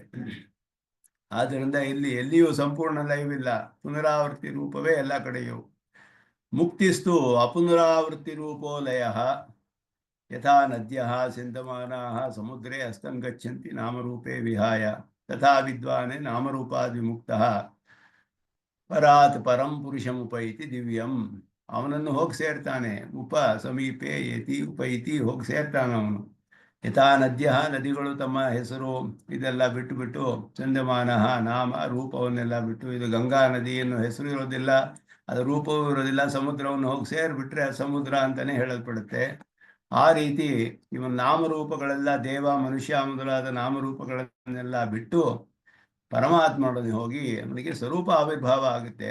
ಅವನು ಹೋಗಿ ಸೇರಿದಾಗ ಅಲ್ಲಿ ಹೇಗೆ ಯಾವ ವಿಧವಾದ ಪುರುಷಮುಪೈತಿ ಪರಾತ್ ಪರಂ ಅಂತಿರೋದಕ್ಕೆ ಏನರ್ಥ ಅಂದರೆ, ಬ್ರಹ್ಮಸೂತ್ರದಲ್ಲಿ ಬಾದರಾಯಣರು ಹೇಳಿದ್ರು ಅವಿಭಾಗೇನ ದೃಷ್ಟತ್ವಾತ್ ಅಂತ. ಇವರಿಗೂ ಅವನಿಗೂ ವಿಭಾಗವಿಲ್ಲದಂತೆ ಇರ್ತಾರೆ, ಏಕೀಭಾವದಿಂದ ಇರ್ತಾರೆ ಅಂತ ಹೇಳ್ಬಿಟ್ಟು. ಇತಿ ಶ್ರುತಿ ಸೂತ್ರಾದಿಷು ಸ್ಪಷ್ಟಮಿದಂ. ಬ್ರಹ್ಮಾಂಶ ರೂಪೋ ಜೀವ, ಅಂಶ ಅನ್ನೋದೇ ಪ್ರಧಾನವಾಗಿ ಹೇಳಲ್ಪಟ್ಟಿರೋದು. ಅಂಶ ಹೇಳಿದ್ರೆ ಬ್ರಹ್ಮನಿಗೆ ಅಂಶ ಜೀವಾತ್ಮ ಅಂತ ಅರ್ಥ. ಅವನಿಗೆ ವಿಶೇಷಣಾಂಶ ಅನ್ನೋದು ಅಲ್ಲಿ ಮುಖ್ಯ. ವಿಶೇಷ್ಯಾಂಶ ಬ್ರಹ್ಮ, ವಿಶೇಷಣಾಂಶ ಚೇತನ ಮತ್ತು ಅಚೇತನಗಳು. ಸ್ವತಃ ಶುದ್ಧ ಚೈತನ್ಯ ರೂಪ ಅಪಿ ಸಂಸಾರಾವಸ್ಥಾಯಾಂ ಭೂತಸೂಕ್ಷ್ಮ ಸಂಪರಿಕ್ತ ಏವ ಅಹಂ ಬುದ್ಧಿಗೋಚರ ಭವತಿ. ಆದ್ದರಿಂದ ಪ್ರಕೃತಿಯೊಡನೆ ಸೇರಿದಾಗ ಅಹಂ ಅನ್ನೋದು ತಾನಿಗೆ ಆ ವಿಧವಾದ ಭ್ರಮೆ ಉಂಟಾಗುತ್ತೆ. ಅಹಂ ಅಂತ ತಿಳಿತಾನೆ ಅವನು ಇಲ್ಲಿ ಪ್ರಕೃತಿ ಸಂಸರ್ಗದೊಡನೆಯೂ ಕೂಡ. ಆಶಾಪಾಶ ಪರಿಶ್ವಂಗೋ ಯಾವಾನ್ ದೃಢ ತಾವಾನ್ ದೃಢ ಭವತಿ ಸಂಸಾರ. ಆಶಾಪಾಶ ಅಭಿವರ್ಧನ ಮಾರ್ಗ ಏವ ಪ್ರವೃತ್ತಿ ಮಾರ್ಗ. ಇದನ್ನೆಲ್ಲ ಪ್ರತಿಪಡಿಸೋದು ಪ್ರವೃತ್ತಿ ಮಾರ್ಗ ಅಂತ ಹೇಳಲ್ಪಟ್ಟಿದೆ. ಏತತ್ ಪ್ರತಿಕೋಟಿತೆಯ ಆಶಾಪಾಶ ಶಿಥಿಲೀಕರಣಾಯ ಅನುಸರಣೀಯೋ ಮಾರ್ಗ ಏವ ನಿವೃತ್ತಿ ಮಾರ್ಗ. ಏತಾದೃಶ ನಿವೃತ್ತಿ ಮಾರ್ಗ ಸಾಧನೇಶು ಅಭ್ಯರ್ಹಿತ ಮಾರ್ಗ ಬ್ರಹ್ಮವಿದ್ಯಾ. ಇಷ್ಟಕ್ಕೆ ಇದೆಲ್ಲ ಪೀಠಿಕೆಯನ್ನು ಹಾಕಿದ್ರು. ಈ ನಿವೃತ್ತಿ ಮಾರ್ಗಗಳಲ್ಲಿ ಬಹಳ ಶ್ರೇಷ್ಠವಾದ ಅಭ್ಯರ್ಹಿತ ಅಂದರೆ ಪೂಜಿತವಾದದ್ದು, ಪ್ರಧಾನವಾದದ್ದು ಅಂತ ಹೇಳಿ, ಅಂದರೆ ಪೂಜ್ಯವಾದದ್ದು, ಶ್ರೇಷ್ಠವಾದದ್ದು ಯಾವುದು ಅಂದರೆ ಬ್ರಹ್ಮವಿದ್ಯಾ ಅನ್ನೋದು ಅದರಲ್ಲಿ ಶ್ರೇಷ್ಠವಾದದ್ದು. ಅಯಂಚ ನಿವೃತ್ತಿ ಮಾರ್ಗ ದ್ವಿವಿಧ. ಇವಾಗ ಇದರ ಬಗ್ಗೆ ವಿಚಾರ ಮಾಡ್ತಾರೆ. ಅವ್ಯಕ್ತ ಮಾರ್ಗ ವ್ಯಕ್ತ ಮಾರ್ಗಶ್ಚ ಇತಿ ದ್ವಾದಶಾಗ್ತಿ. ಏತೋ ಅವ್ಯಕ್ತಮು ಅಕ್ಷರಂ ಉಪಾಸತೆ ಅಂತ ಬರುತ್ತೆ ಅದರಲ್ಲಿ 12ನೇ ಅಧ್ಯಾಯದಲ್ಲಿ. ಏತ್ ಅಕ್ಷರಂ ಅವ್ಯಕ್ತಂ ಪರಿಉಪಾಸತೆ ಅಂತ ಹೇಳಿಬಿಟ್ಟು ಅಲ್ಲಿ ಅದು ಅವ್ಯಕ್ತ ಮಾರ್ಗ ಅಂತ ಹೇಳಿದೆ. ಜೀವಾತ್ಮನ ಸಾಕ್ಷಾತ್ ಅದು ಜೀವಾತ್ಮನನ್ನೇ ಉಪಾಸನೆ ಮಾಡ್ತಾರೆ ಅಲ್ಲಿ. ಅವ್ಯಕ್ತ ಅಕ್ಷರ ಅಕ್ಷರ ಅಂತ ಹೇಳಿ ಜೀವಾತ್ಮನಿಗೆ ಪರಿಶುದ್ಧನಾದ ಜೀವ, ಅಲ್ಲಿಯೂ ಬ್ರಹ್ಮನ ಸಂಬಂಧದೊಡನೆ ಇರುವ ಜೀವ, ಆದರೆ ಜೀವನೇ ಅವರಿಗೆ ಉದ್ದೇಶ. ಅವರಿಗೂ ಮೋಕ್ಷ ಹೇಳಲ್ಪಟ್ಟಿದೆ ಗೀತೆಯಲ್ಲಿ. ಹೇಗೆ ಅಂದರೆ ಅವರು ಸ್ವಲ್ಪ ಕಾಲ ಆತ್ಮವನ್ನು ಅನುಭವಿಸಿ ಜೀವಾತ್ಮ ಸಾಕ್ಷಾತ್ಕಾರದಲ್ಲಿಯೇ ಇದ್ದು ಅದನ್ನು ಅನುಭವಿಸಿ ನಂತರ ಪರಮಾತ್ಮನನ್ನು ಪಡೆದುಕೊಳ್ತಾರೆ. ಆದ್ದರಿಂದ ಅಕ್ಷರೋಪಾಸಕರಿಗೆ ಅಕ್ಷರದ ಉಪಾಸನೆ ಮಾಡೋ ಕಾಲದಷ್ಟು ಕಾಲ ಜೀವಾತ್ಮನ ಅನುಭವ ಆಗ್ತಾ ಇರುತ್ತೆ ಹೊರತು ಪರಮಾತ್ಮನ ಅನುಭವ ಆಗಲ್ಲ. ಆದರೆ ಪರಮಾತ್ಮನೊಡನೆ ಸೇರಿದ ಜೀವಾತ್ಮನನ್ನ ಅನುಭವಿಸ್ತಾ ಇರೋದ್ರಿಂದ ಜೀವಾತ್ಮನ ಅನುಭವವಾಗಿ ನಂತರ ಪರಮಾತ್ಮನನ್ನು ಹೋಗಿ ಸೇರ್ತಾರೆ ಅಂತ ಗೀತೆಯಲ್ಲಿ ಹೇಳಲ್ಪಟ್ಟಿದೆ ಈ ರೀತಿ ಸ್ಪಷ್ಟವಾಗಿ. ಅದುವೇ ಅಲ್ಲಿ ಜಿಜ್ಞಾಸು ಅನ್ನೋದಕ್ಕೆ ಅರ್ಥ. ಅರ್ಥಾರ್ಥಿ ಜಿಜ್ಞಾಸು ಜ್ಞಾನಿ ಅಂತ ಹೇಳಿದ 4 ಅಧಿಕಾರಗಳಲ್ಲಿ ಜಿಜ್ಞಾಸು ಅನ್ನೋನು ಅಂತಹವನೇ. ಅದು ಅವ್ಯಕ್ತ ಮಾರ್ಗ ಅಂತ ಅಲ್ಲಿ ಹೇಳಲ್ಪಟ್ಟಿದೆ. ಏತು ಅಕ್ಷರಂ ಅವ್ಯಕ್ತಂ ಪರ್ಯುಪಾಸತೆ ಅಂತ ಹೇಳಿಬಿಟ್ಟು ಅಲ್ಲಿ ವ್ಯಕ್ತ ಮಾರ್ಗ ಅನ್ನೋದು ಪರಮಾತ್ಮನ ಉಪಾಸನೆ. ಅವನ ಎಲ್ಲ ದಿವ್ಯಮಂಗಳ ವಿಗ್ರಹದೊಡನೆ ಎಲ್ಲವೂ ಹೇಳಲ್ಪಟ್ಟಿದೆ. ಅವ್ಯಕ್ತ ಮಾರ್ಗ ನಿರಾಕಾರ ಮಾರ್ಗ. ಜೀವಾತ್ಮನಿಗೆ ಆಕಾರವಿಲ್ಲ, ಅವನಿಗೆ ವಿಗ್ರಹವೆಲ್ಲ ಇಲ್ಲ. ಜೀವಾತ್ಮನಿಗೆ ಜ್ಞಾನ ಸ್ವರೂಪ ಅಂತಾನೆ ಮಾಡಬೇಕು. ಆತ್ಮೋಪಾಸನ ಮಾರ್ಗ ಜ್ಞಾನ ಮಾರ್ಗ ಇತಿ ಪರ್ಯಾಯ. ವ್ಯಕ್ತ ಮಾರ್ಗ ಸಾಕಾರ ಮಾರ್ಗ ಭಕ್ತಿ ಮಾರ್ಗ ಇತಿ ಚ ಪರ್ಯಾಯ. ಇದು ಭಕ್ತಿ ಯೋಗ ಆಗುತ್ತೆ. ಭಕ್ತಿ ಮಾರ್ಗಸ್ಯ ಪರಾಕಾಷ್ಠ ಏವ ಪ್ರಪತ್ತಿ. ಅಲ್ವೇ ಪ್ರಪತ್ತಿ ಅಂತ ಹೇಳಲ್ಪಡುವಂಥದ್ದು. ಸರ್ವೇಷಾಂ ಸಾಧನಾನಾಂ ಸಾಕಾರ ನಿರಾಕಾರ ಮಾರ್ಗಯೋರೇವ ಅಂತರ್ಭಾವ ಅನಿವಾರ್ಯ ಅಂದರು. ಇದೆ ಎಲ್ಲ ಸಾಧನಗಳು ಇದೆರಡರಲ್ಲಿ ಕೊನೆಗೊಳ್ಳಬೇಕು ಅಂತ ಅರ್ಥ. ವರ್ಣಾಶ್ರಮ ಧರ್ಮ ಮಾರ್ಗ ಏವ ಅವ್ಯಕ್ತ ಮಾರ್ಗ. ಕೇವಲ ಕರ್ತವ್ಯ ಬುದ್ಧಿಯ ಸಧರ್ಮ ಅನುಷ್ಠಾನೆ ಚಿತ್ತೆ ಶುದ್ಧೆ ಸ್ವಯಮೇವ ತದಂತರ್ಮುಖಂ ಭವತಿ. ಆಗ ಮಾಡ್ತಾ ಇದ್ರೆ ಅವನಿಗೆ ಕೇವಲ ವರ್ಣಾಶ್ರಮ ಧರ್ಮಗಳನ್ನೇ ಫಲಾಭಿಸಂಧಿರಹಿತವಾಗಿ ಭಗವದಾರಾಧನ ರೂಪವಾಗಿ ಮಾಡ್ತಾ ಇದ್ರೆ, ಅವನಿಗೆ ಕೇವಲ ವರ್ಣಾಶ್ರಮ ಧರ್ಮವನ್ನೇ ಮಾಡ್ತಾ ಇದ್ರು ಕೂಡ ಅವನಿಗೆ ಕಡೆಯಲ್ಲಿ ಆತ್ಮ ಜ್ಞಾನ ಬರುತ್ತೆ. ಅವನಿಗೆ ಆತ್ಮಜ್ಞಾನ ಉಂಟಾಗುತ್ತೆ, ಪರಮಾತ್ಮ ಜ್ಞಾನ ಉಂಟಾಗಲ್ಲ. ಅದಾದ್ಮೇಲೆ ಭಕ್ತಿ ಮಾರ್ಗಕ್ಕೋ ಪ್ರಪತ್ತಿಗೋ ಮಾಡಿ ಪರಮಾತ್ಮ ಜ್ಞಾನವನ್ನು ಪಡೆದುಕೊಳ್ತಾನೆ ಅವನಿಗೆ. ಆದ್ದರಿಂದ ಅವನಿಗೆ ಅಶೇಷತ್ವ ಜ್ಞಾನ ಬರುತ್ತೆ. ಅದರಿಂದಲೇ ಬರಬಹುದು ಜ್ಞಾನ, ಮನಸ್ಸು ಶುದ್ಧಿಯಾಗಿ. ಕ್ರಮೇಣ ಪರಮ ಪುರುಷಾರ್ಥ ಅವಾಪ್ತಿ, ಇದೇ ಮುಖ್ಯವಾದದ್ದಿಲ್ಲಿ. ಕ್ರಮೇಣ ಇದು ಕ್ರಮಮುಕ್ತಿ. ಇದು ಸಾಕ್ಷಾತ್ತಾಗಿ ಸಾಧ್ಯನವಲ್ಲ, ಆದರೆ ಇದು ಅವನನ್ನು ಕರೆದುಕೊಂಡು ಹೋಗುತ್ತೆ ಅಲ್ಲಿಗೆ. ವ್ಯಕ್ತ ಮಾರ್ಗೇತು ಪರಮಾತ್ಮ ಅರ್ಪಣ ಬುದ್ಧಿಯ ಕರ್ಮಣಾಮನುಷ್ಠಾನೆ ಜನ ಭಕ್ತಿಯೋಗಾರ್ಹ ಭವೇತ್. ಅದು ವ್ಯಕ್ತ ಮಾರ್ಗ. ಚಿತ್ತಶುದ್ಧಿ ಅಂತರ ಪರಭಕ್ತಿ ವಾಚ್ಯಾಯ ಮೋಕ್ಷ ಸಾಧನ ಭಕ್ತೇ ಅಂಕುರ ಹೃದಯ ಕಥಂ ಭವೇತ್. ಮೋಕ್ಷ ಸಾಧನ ಭಕ್ತಿಗೆ ಅಂಕುರ ಅಂತ ಹೇಳಲ್ಪಟ್ಟಿದೆ. ಭಕ್ತಿಯ ಅಂಕುರ ಮನಸ್ಸಿನಲ್ಲಿ ಆಗಬೇಕಾದ್ರೆ, ಅದು ಪರಭಕ್ತಿ ಅಂತ ಹೇಳಬೇಕಾದ್ರೆ ಚಿತ್ತಶುದ್ಧಿ ಇರಲೇಬೇಕು. ಅದು ಬಹಳ ಮುಖ್ಯವಾದದ್ದು. ಸ್ವಧರ್ಮ ಚರಣಂ ಅಂತರಾವ ಚಿತ್ತಶುದ್ಧಿ ಕಥಂ ಭವೇತ್. ಆದ್ದರಿಂದ ಕರ್ಮಯೋಗದಲ್ಲಿಯೂ ತನ್ನ ವರ್ಣಾಶ್ರಮ ಧರ್ಮಗಳನ್ನು ಮಾಡಿಕೊಂಡು ಇನ್ನೊಂದು ಕರ್ಮವನ್ನು ಮಾಡ್ತಾನವನು ಕರ್ಮಯೋಗದಲ್ಲಿ. ಅದು ಕೂಡ ಅವನಿಗೆ ಆತ್ಮ ಸಾಕ್ಷಾತ್ಕಾರಕ್ಕೆ ಕಾರಣವಾಗುತ್ತೆ. ವರ್ಣಾಶ್ರಮ ಧರ್ಮ ಯಾರೂ ಬಿಡೋ ಹಾಗಿಲ್ಲ. ಆದ್ದರಿಂದ ನಚ ಪ್ರಾರ್ಥನೆಯ ಏವ ಚಿತ್ತಶುದ್ಧಿರ್ಭವೇತಿ ಶಂಕ್ಯಂ ತಾದೃಶಿ ದೃಢತರ ಪ್ರಾರ್ಥನಾ ವಾ ಚಿತ್ತಶುದ್ಧಿ ಮಂತರ ಕಥಂ ಭವೇತ್. ಪ್ರಾರ್ಥನೆಯಿಂದಲೂ ಕೂಡ ಬರುತ್ತೆಯೇ ಅಂತ ನಾವು ಆಶಂಕೆ ಪಡಬೇಕಾಗಿಲ್ಲ, ಸಂಶಯ ಪಡಬೇಕಾಗಿಲ್ಲ. ಅಂತಹ ಒಂದು ದೃಢವಾದ ಪ್ರಾರ್ಥನೆಯಿಂದ ಚಿತ್ತಶುದ್ಧಿ ಇದ್ದರೆ ಆ ರೀತಿ ಪ್ರಾರ್ಥನೆಯೂ ಉಂಟಾಗುತ್ತೆ. ದೃಢವಾದ ಪ್ರಾರ್ಥನೆ ಮಾಡಬೇಕು ಅಂದರೆ ಅದು ಚಿತ್ತಶುದ್ಧಿ ಇರಬೇಕು ಅದಕ್ಕೂ ಕೂಡ. ಅದಕ್ಕೆ ಎಲ್ಲಕ್ಕೂ ಪ್ರಾಯಶ್ಚಿತ್ತ ಏನು ನಾವು ಪಾಪಗಳು ಮಾಡಿರುವ ಶೇಷ ಪಾಪಗಳಿಗೆಲ್ಲ ಕೃಷ್ಣಾನುಸ್ಮರಣಂ ಪರಂ ಅಂತ ಹೇಳಲ್ಪಟ್ಟಿದೆ. ಕೃಷ್ಣಾನುಸ್ಮರಣಂ ಪರಂ ಅಂತ ಅಲ್ಲಿ ಇದರಲ್ಲಿ ವಿಷ್ಣು ಪುರಾಣದ ಶ್ಲೋಕ. ಪ್ರಾಯಶ್ಚಿತ್ತಾನುಶೇಷಾಣಿ ಅಂತ ಹೇಳ್ಬಿಟ್ಟು ಅದೆಲ್ಲ ಅದಕ್ಕೂ ಕೂಡ ಕೃಷ್ಣಾನುಸ್ಮರಣಂ ಪರಂ, ಕೃಷ್ಣನ ಅನುಸ್ಮರಣೆ ಶ್ರೇಷ್ಠವಾದದ್ದು. ಎಲ್ಲ ಪ್ರಾಯಶ್ಚಿತ್ತಗಳಿಗೂ ಇದಕ್ಕಿಂತ ಶ್ರೇಷ್ಠವಾದದ್ದು ಅಂತ ಹೇಳ್ತಿದ್ದೆ. ಎಲ್ಲ ಪ್ರಾಯಶ್ಚಿತ್ತಗಳು ಅಂದರೆ ಸಾವಿರಾರು ಪ್ರಾಯಶ್ಚಿತ್ತಗಳಿದೆ. ಒಂದೊಂದು ಪಾಪಕ್ಕೆ ಒಂದೊಂದು ಪ್ರಾಯಶ್ಚಿತ್ತ ಹೇಳಲ್ಪಟ್ಟಿದೆ. ಅದಕ್ಕೆ ಲೆಕ್ಕವಿಲ್ಲದಷ್ಟು ಪ್ರಾಯಶ್ಚಿತ್ತಗಳಿದೆ. ಅದೆಲ್ಲದಕ್ಕಿಂತ ಒಂದು ಕೃಷ್ಣಾನುಸ್ಮರಣೆ ಶ್ರೇಷ್ಠವಾದದ್ದು ಅಂತ ಹೇಳಿರುವಾಗ ಅಲ್ಲಿ ವ್ಯಾಖ್ಯಾನ ಮಾಡ್ತಾರೆ ಎಂಗಳಾಳ್ವಾನ್ ವಿಷ್ಣು ಚಿತ್ತರು ಅಂತ ಹೇಳಿಬಿಟ್ಟು. ನಡಾದೂರಮ್ಮಾಳಿಗೆ ಆಚಾರ್ಯರವರು. ಅವರು ಸಾಕ್ಷಾತ್ತಾಗಿ ತಿರುಕುರ್ಹೈ ಪಿರಾನ್ ಪಿಳ್ಳಾನ್ನ ಶಿಷ್ಯರು, ಎಂಗಳಾಳ್ವಾನ್ ಅಂತ ಹೇಳೋರು. ಅವರ ಮೂಲಕವೇ ನಮಗೆ ಬ್ರಹ್ಮಸೂತ್ರದ ಭಾಷೆಗಳೆಲ್ಲ, ಶ್ರೀಭಾಷೆ ಎಲ್ಲ ಪರಂಪರೆಯಲ್ಲಿ ಬಂದಿರುವಂತಹದ್ದು.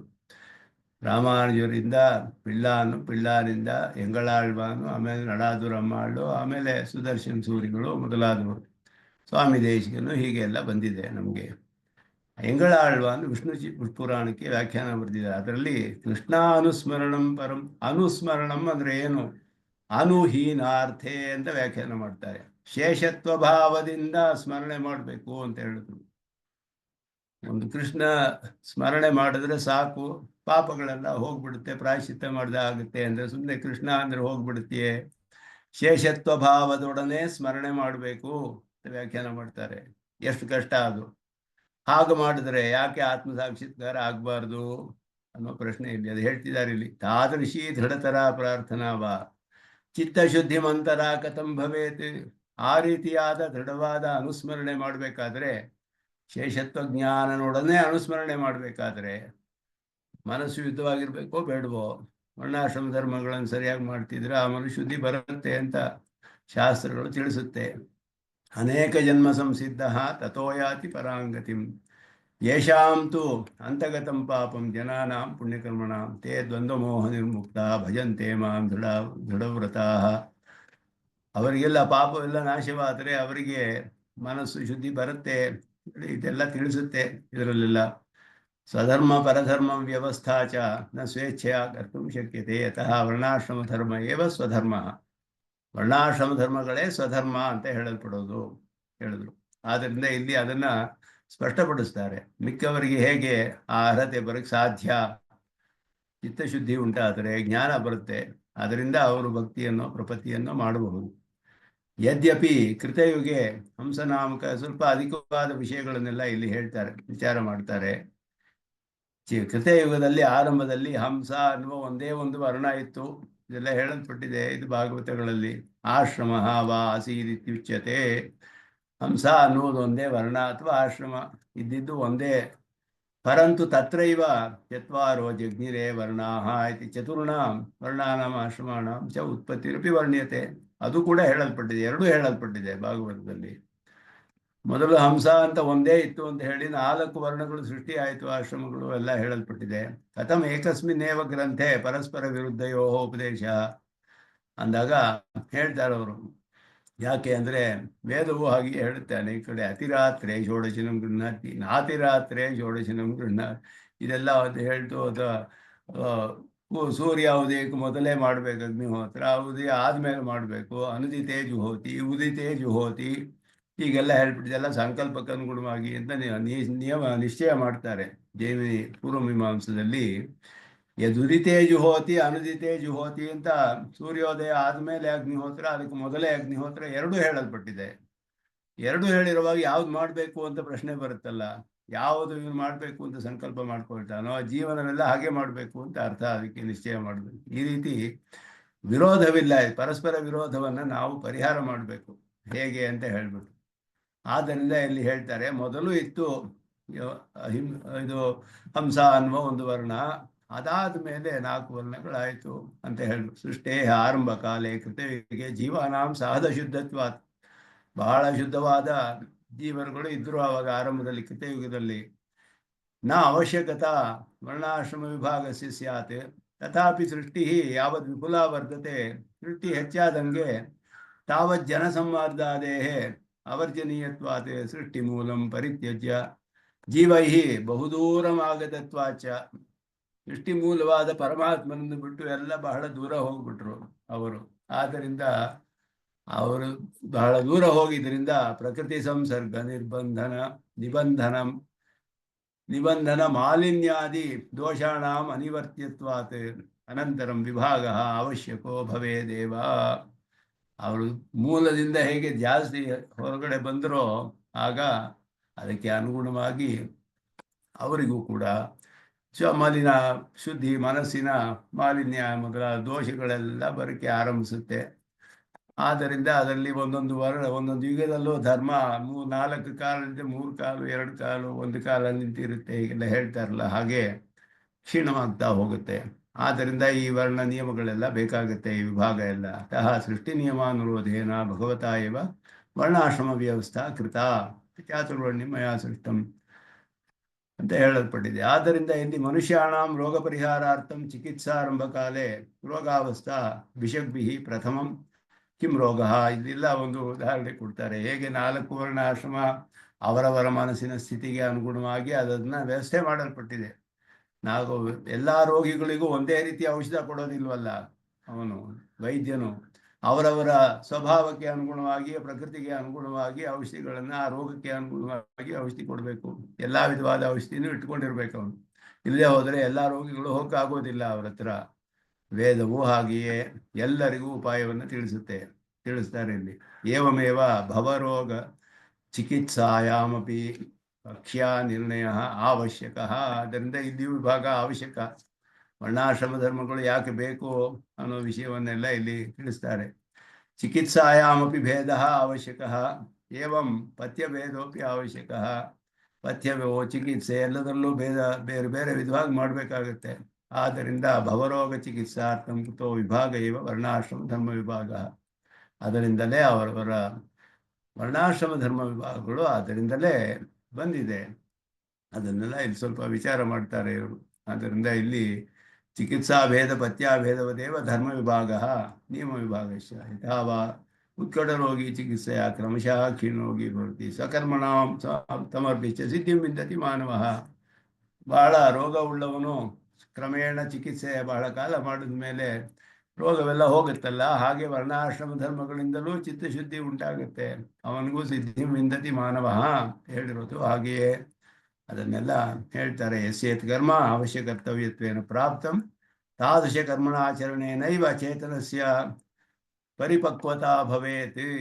ಅನ್ಯಸ್ಯ ಹಿತಾರ್ಥಂ ಭಗವದರ್ಥಂ ವಾ ಸರ್ವಂ ತ್ಯಜನ್ ಬ್ರಾಹ್ಮಣ ಅಂತಃ ಪ್ರಾಣಾನ್ ತ್ಯಜನ್ ಕ್ಷತ್ರಿಯಃ ಬಹಿಃ ಪ್ರಾಣಾನ್ ತ್ಯಜನ್ ವೈಶ್ಯಃ ಶರೀರಶ್ರಂ ತ್ಯಜನ್ ಶೂದ್ರಶ್ಚೇತಿ ಸರ್ವೇಪಿ ಕ್ರಮಶಃ ಮುಚ್ಯೇರನ್.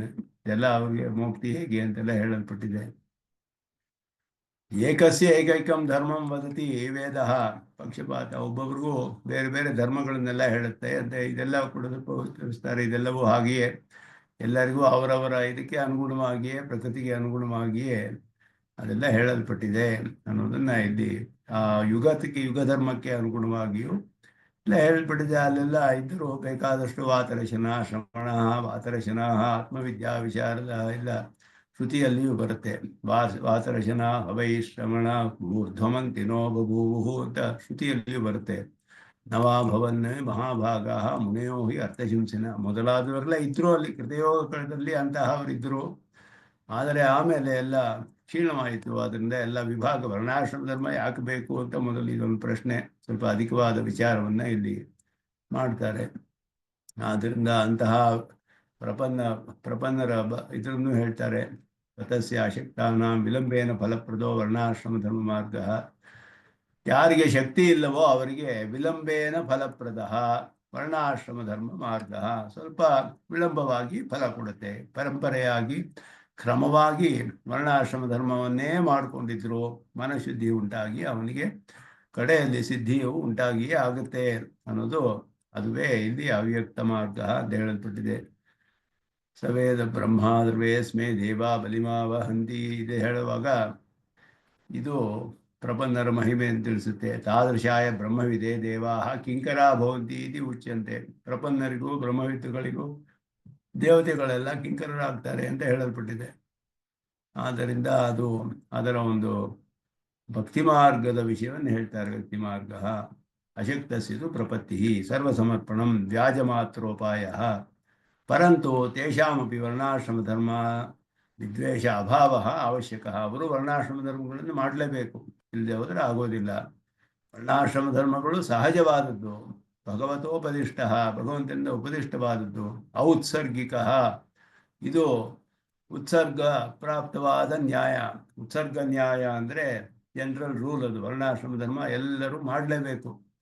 ರುಜುಹು ಸುಕರಶ್ಚ ಮಾರ್ಗ, ಸರಿಯಾದ ಮಾರ್ಗ, ಸುಕರವಾದ ಮಾರ್ಗ. ವೈಯಕ್ತಿಕ ಜೀವನ ಸಾಮಾಜಿಕ ಜೀವನ ಧರ್ಮಾನುಗುಣಂ ಇತಿ ವಕ್ತವ್ಯಂ.